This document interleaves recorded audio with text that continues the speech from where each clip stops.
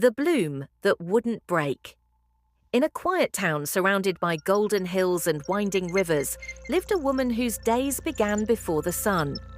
Every morning she tied her faded scarf, slipped on her worn shoes, and walked the dusty road to work. The world was still asleep, only the whisper of wind and the sound of her footsteps kept her company.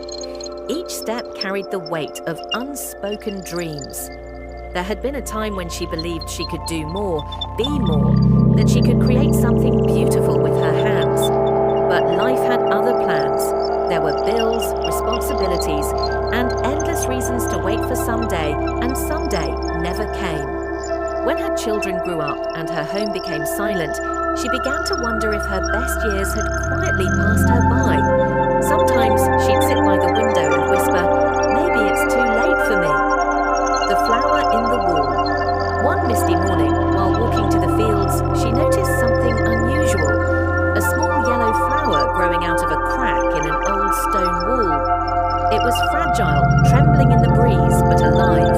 It had no soft soil, no gardener, no shelter, yet it bloomed. She stopped and stared. Something about that tiny flower felt like a message. "Even stone couldn't stop you," she whispered.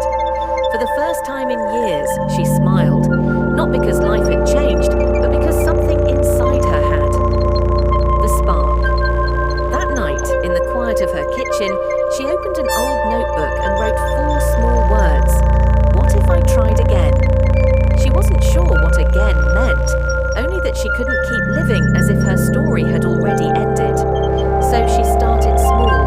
She mixed flour and water with trembling hands, baking bread the way her grandmother once had. The smell filled her house, warm, sweet, and alive. She shared the loaves with her neighbors. They smiled and said, "You still have the magic touch." Those words stayed with her. They felt like sunlight after a long winter.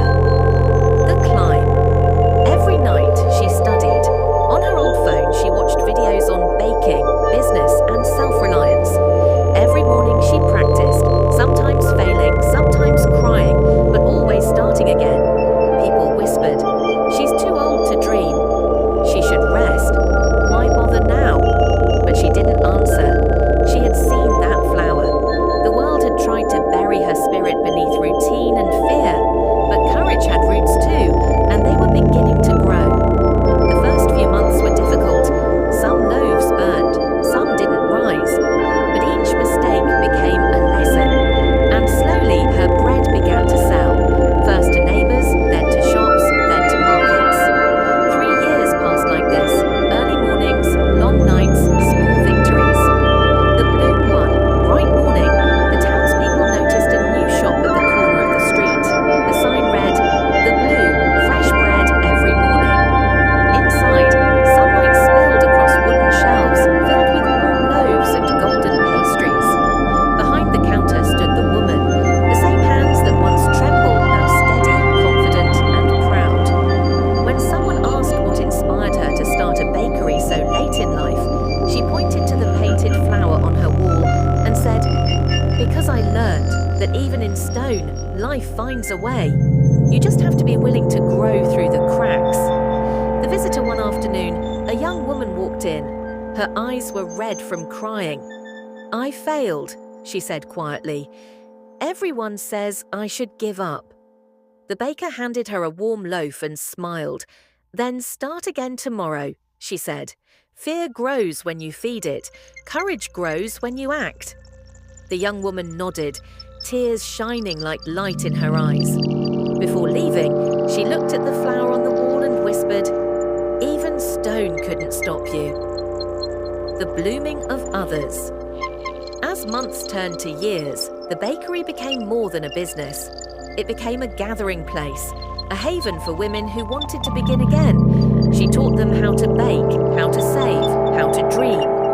Laughter filled the air where silence once lived. And whenever someone asked her how she did it, she always said, "I stopped watering doubt. I started watering courage." The return, every morning before opening her bakery, she still walks past that old stone wall. The little flower is still there, weathered, imperfect, but blooming. She pauses, breathes her shop as the first light of day fills the town with gold. Music swells, a soft sunrise glows behind the hills. Sometimes strength doesn't roar. Sometimes it looks like a woman quietly deciding to begin again. Not because she's unafraid, but because she's tired of being afraid. Because some blooms grow from soil, but others, the strongest ones, bloom